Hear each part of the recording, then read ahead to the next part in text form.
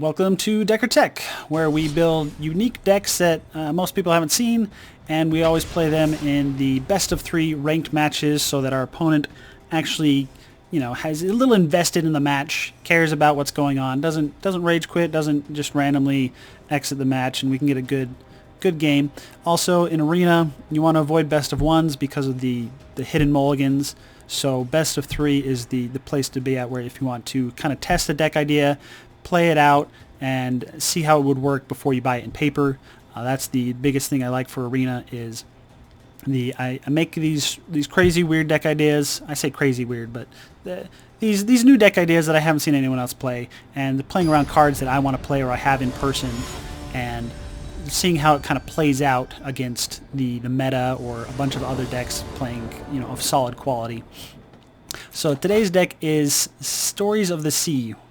As you can tell, we have a lot of stories, but no lands. So we're going to move. Okay, now we got all the lands. We're going to keep it.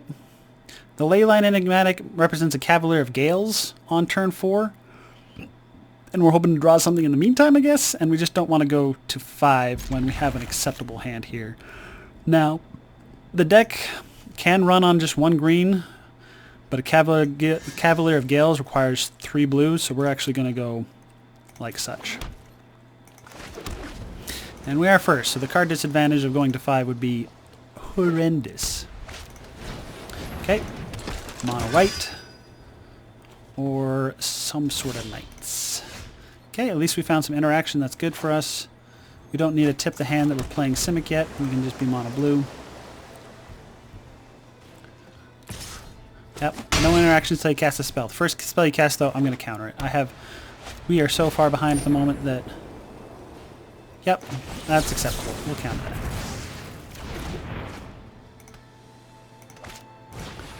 Yep. He played the better one first. If he played it the other way around, we still would have countered. Okay, I think we will play the green by now. And since we have the ley line, we can flash in the prophecy.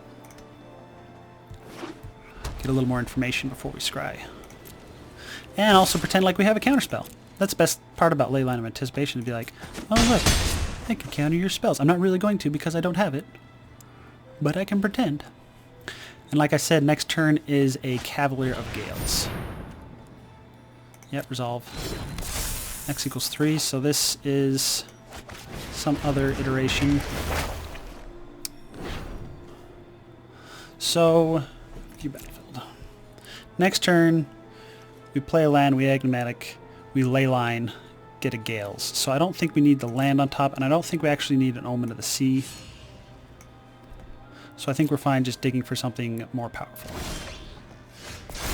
It would be nice to know what our next card is, though. I didn't think about that. Whoopsies! So we should have kept the new deck. Mistakes were made. What is one of the most common cards we have? Risen Reef. We'll go with Risen Reef. Play Enigmatic before the end step so that we can sack the Leyline. Get a Gales. Yep. Could have said Omen. 2 cards back. Sure, we'll make them both lands. Now we have a successful blocker for whatever he's got going on, unless he Conclave Tribunals or something similar. So the cool interaction here is, yep, that'll do. Scry, we're looking to put a Risen Reef on top. Neither of those are Risen Reef. I think we just, we're hoping to talk like Risen Reef, because when we cast that next card, we draw 2 cards. So that is not a Risen Reef. We can Uro or Thassa.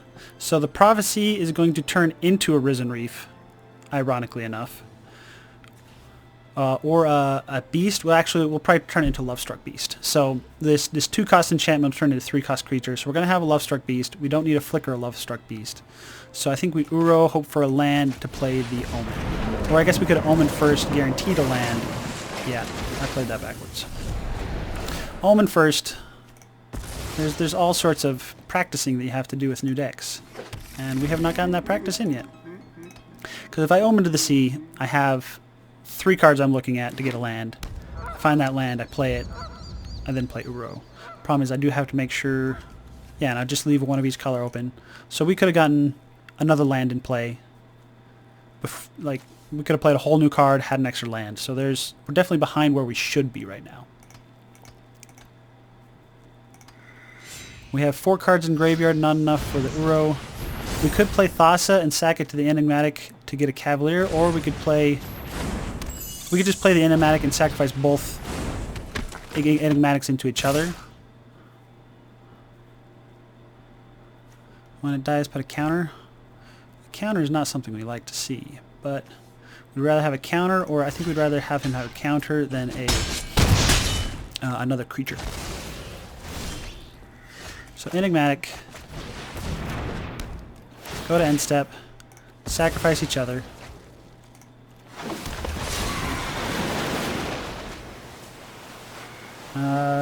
Games is a blocker, Prophecy is not a blocker, Omen is not a blocker. And it doesn't matter where we put them back because we're shuffling the deck after both times. This is the one that matters what we put back. So we like the land. Agent of Treachery is a little too far away. And Omen of the Sea is not a blocker. Because right now all you have to do is block and survive to win this game. The longer this game goes on, the better chance we have of winning. So just the less damage we take, the happier we'll be.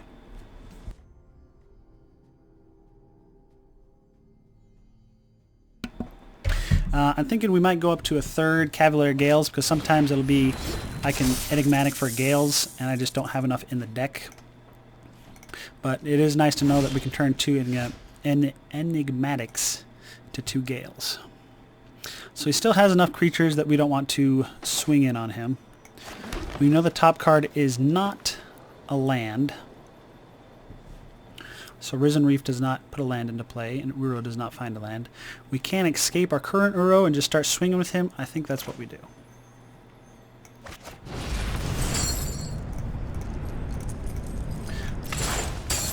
It's not the best synergy ways to get Uro, but the Enigmatic sacking enchantments and Sagas sacking himself does feed the graveyard at a relatively fast pace to allow for the Uro escapage.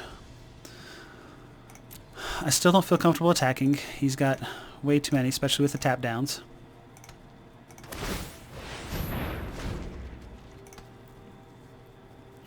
We could play Thassa just to get our own tap downs. Or we could just try to ramp out to an Agent of Treachery to steal the tap down. I think that might be one of the stronger plays.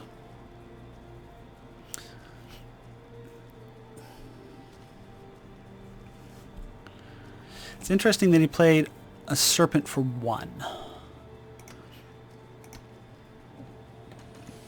He's just really trying to be aggressive and get himself in a position to get in for as much damage as possible. He could have not Rally of Wings, but the target creature gets +2/+1, all the creatures get +1/+1.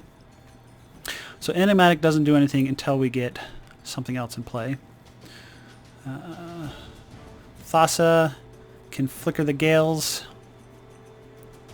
and right now is a blocker, so I think Thassa is the play.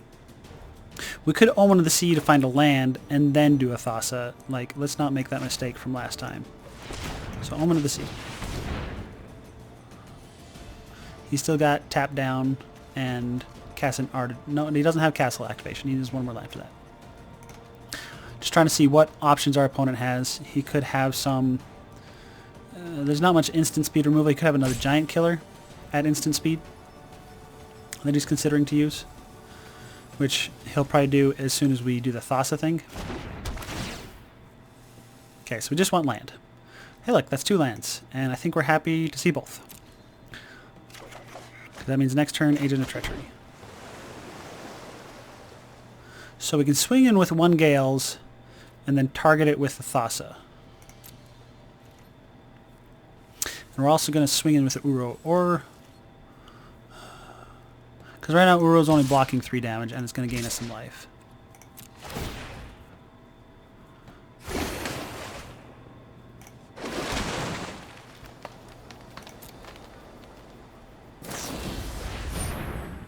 Okay.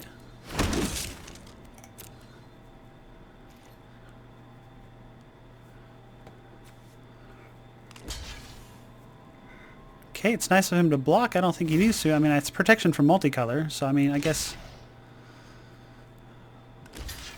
Yeah, we'll kill the witness and the soldier. We're okay with this. We just gained our 3 life and took out 2 of your creatures. Like, we're fine.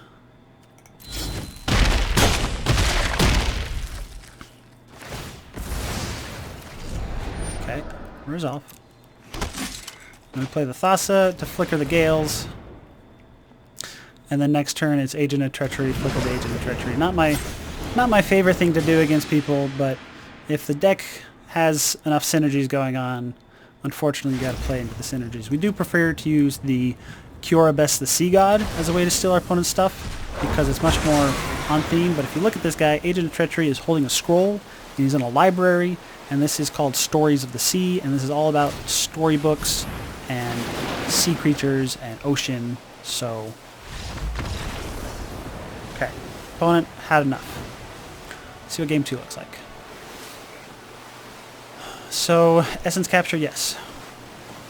So, Drake is protection for red. No, no.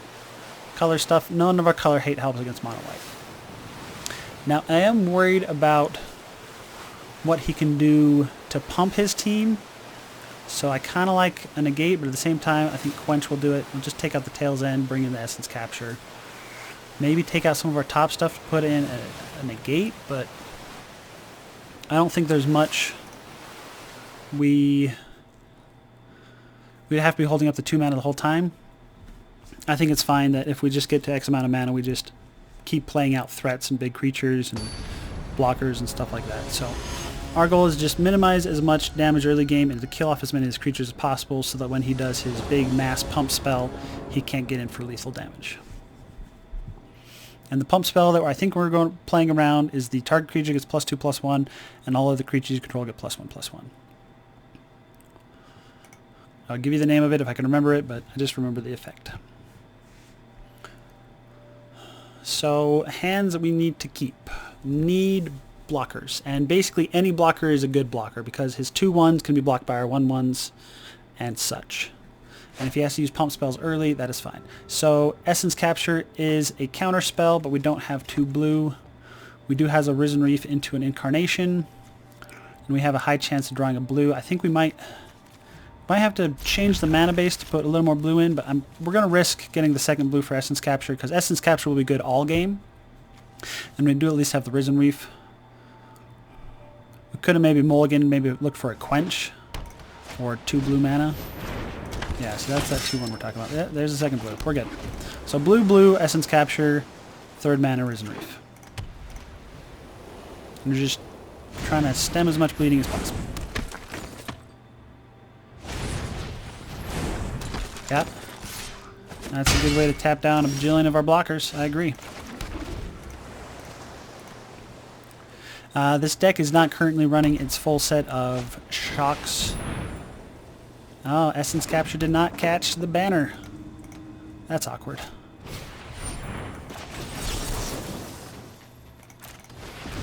That is awkward.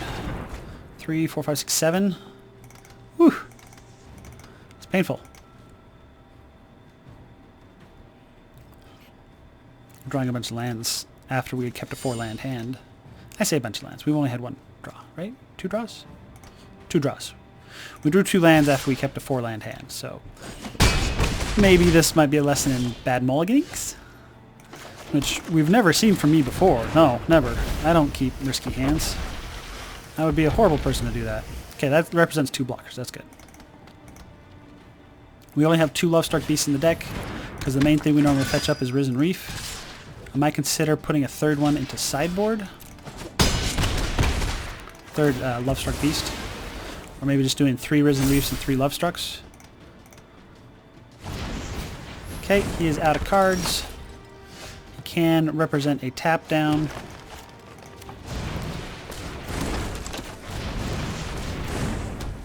And if he does, we're forced to chump block with our 1. And we do not have a 5 mana play. Like, we don't have a 5 mana blocker. So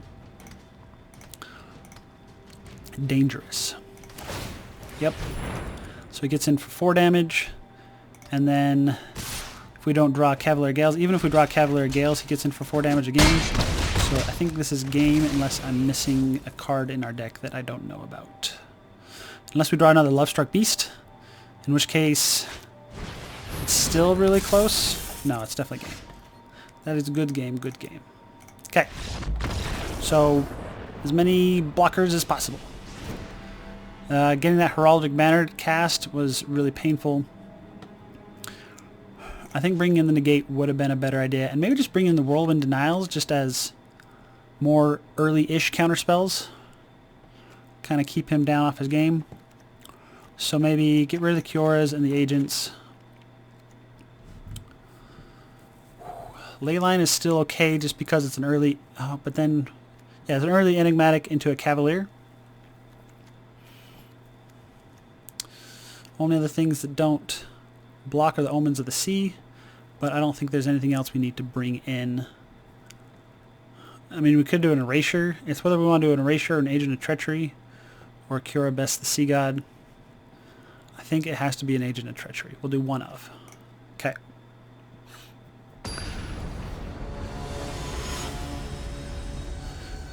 And we also can't keep a 4-land hand, I don't think.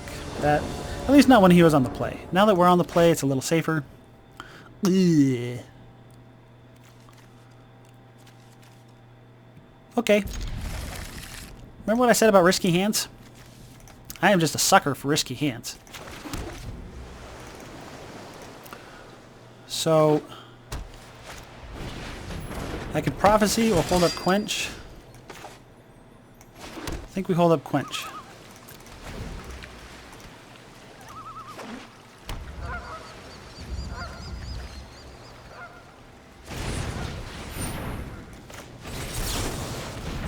Whoopsies.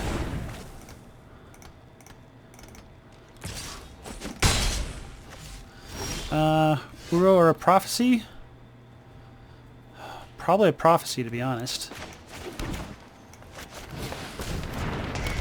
Scry, what are we looking for? Blockers. Ooh, Enigmatic represents a blocker by sacrificing the Prophecy. Because Prophecy turns into a Lovestruck Beast. Yeah. And that turns our other Prophecy into a Lovestruck Beast.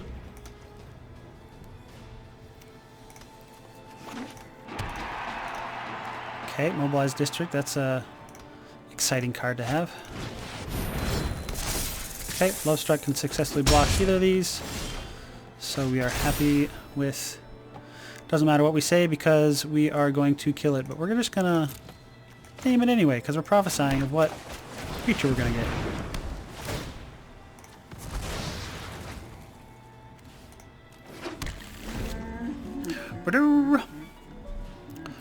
The next turn we can Uro and do another Prophecy. And our graveyard will be semi-full.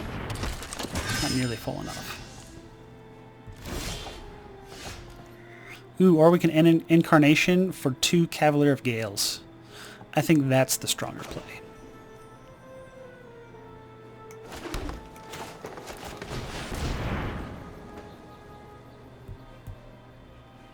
I don't know if our opponent has seen this trick before, but we're going to show him. Did we do this game 1 versus him? I think we did this game 1 versus him. It's a pretty slick trick. Gales. And Gales can't draw its own Gales, because even if you draw the Gales, you get to put it back. Don't need a Prophecy. Don't need an Omen. Just go with the win plan. These are our first games since the reset, so it's going to be maybe the end of the week. I don't know. Depends on how quickly we win and how good the games are. I think that was a good showing of some of the tricks we can do with the Enigmatic. Remember, the build around card is the Enigmatic Incarnation, and we only have 4 copies of it, and we can't find a 5th or 6th copy by tutoring it anyway in these colors. If we went white, we could do like Idyllic Tutor, but I think we're happy with the current setup we have. So, if you like the deck, go ahead. We do videos every day. Go ahead and subscribe. The most helpful way right now is to share this video or share this channel in general with friends or anyone you play Magic with or you know that plays Magic or might be interested.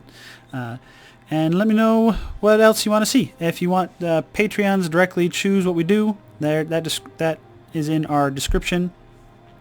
But just comments in general I'll always take into mind regarding ways to kind of change the channel, things you want to hear more about, like what parts of the plays. So when playing out the match, what comments are you not hearing that you want to hear, and what comments do you like the most? Like when I discuss the possible plays or what I expect my opponent to have or what I plan on scrying. Just kind of give me an idea of what you like the best. In the meantime, if I hear nothing, I'm going to expect everyone loves what I'm doing, and I'm going to keep trying the best I can to make this as informative as possible. Anyway, peace.